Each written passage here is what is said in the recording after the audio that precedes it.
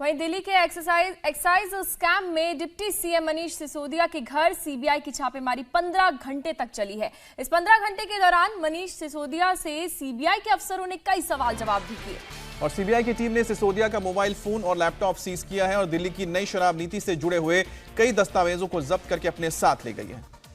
सिसोदिया के घर रेड के दौरान कुल 13 अफसर मौजूद थे, जिसमें एक महिला एसपी, 2 डिप्टी एसपी शामिल थे।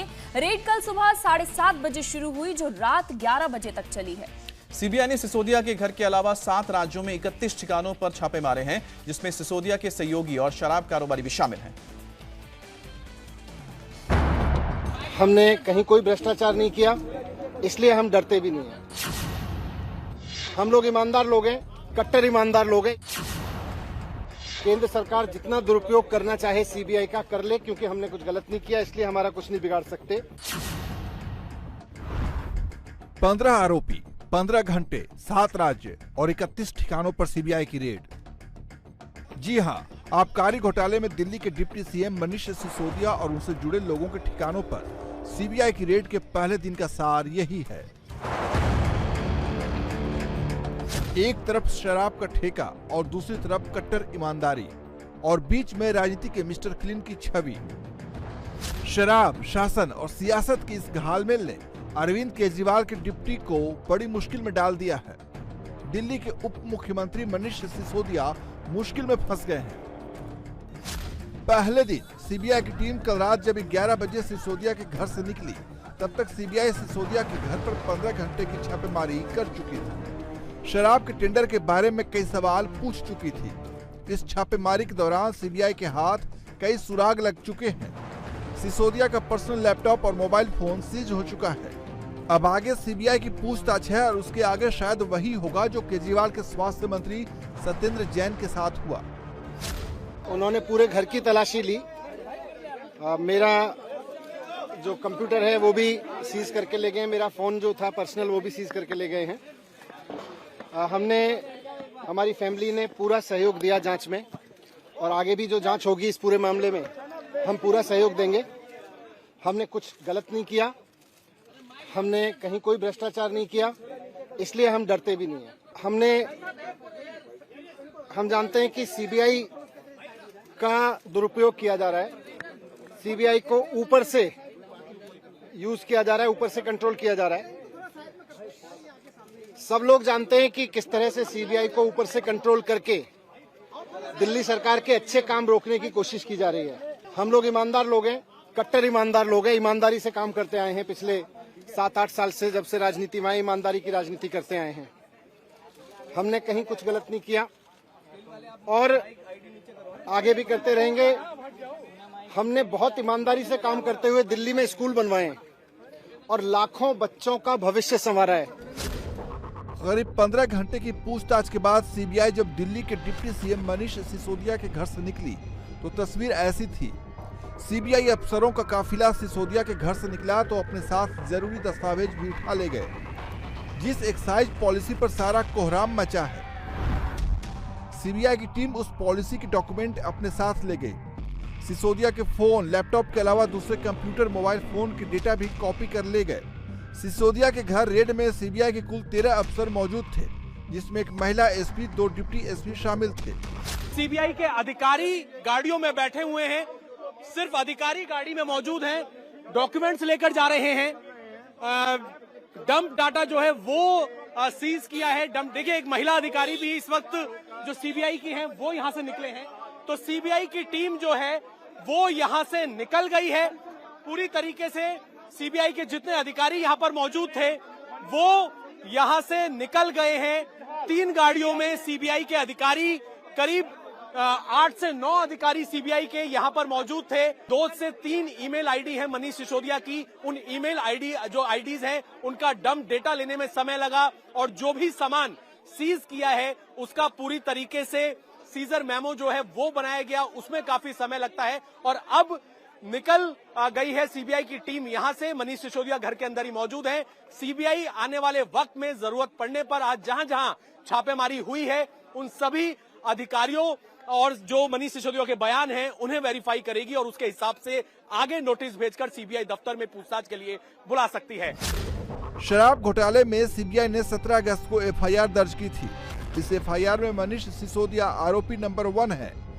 शराब नीति में गड़बड़ी को लेकर सिसोदिया समेत 15 लोगों पर सीबीआई ने एफआईआर उपराज्यपाल वीके सक्सेना के ऑफिस से गृह मंत्रालय को भेजी गई जानकारी के आधार पर दर्ज की है। कल सुबह करीब 7:30 बजे सीबीआई के अधिकारी मनीष सिसोदिया के सरकारी आवास पर पहुंचे। सीबीआई की एक टीम ने मनीष सिसोदिया से पूछताछ शुरू की तो दूसरी टीम ने घर की तलाशी लेनी शुरू की। सीबीआई की टीम को दिल्ली की उस एक्साइज पॉलिसी से जुड़े दस्तावेजों की तलाश थी जो पिछले साल लागू की गई थी। सिसोदिया के अलावा पूर्व एक्साइज कमिश्नर, आबकारी विभाग के अफसर, शराब कारोबारियों के घरों पर भी छापे पड़े। सिसोदिया पर आरोप है कि उन्होंने मनमाने तरीके से शराब नीति बदली, जिससे सरकारी खजाने को 144 करोड़ रुपए का चूना लगा। शराब विक्रेताओं की लाइसेंस फीस तक माफ कर दी गई। शराब माफिया को फायदा पहुंचाया गया। उन कंपनियों को भी ठेका दिया गया जो ब्लैकलिस्टेड थी। दिल्ली के उपराज्यपाल को बताए बिना शराब नीति में बदलाव हुए और कैबिनेट की मीटिंग का एजेंडा एलजी को नहीं भेजा गया। जिस वक्त सिसोदिया के घर पर सीबीआई की छापेमारी चल रही थी, उस वक्त सियासी कोहराम मचा हुआ था। बीजेपी ने आम आदमी पार्टी के खिलाफ मोर्चा खोल दिया। उधर खुद केजरीवाल को अपने लेफ्टिनेंट के लिए मैदान में आना पड़ा। पिछले 7 साल में भी मनीष जी के ऊपर न जाने कितनी बार रेड हुई है। ये पहली रेड नहीं है, पहले भी कई बार रेड कर चुके, कई झूठे केस कर चुके मनीष जी के ऊपर, मेरे ऊपर कई बार रेड कर चुके, सतिंदर जैन पे, कैलाश गहलोत पे, हमारे कितने लोगों पे ये लोग रेड कर चुके। कुछ नहीं मिला, अभी भी कुछ नहीं मिलेगा। तो सीबीआई अपना काम कर रही है, उसे घबराने की जरूरत नहीं है। सीबीआई को हम अपना काम करने दें। उनको ऊपर से आदेश हैं कि भाई इनको तंग करना है, ऊपर से आदेश हैं, अड़चने अड़ाओ।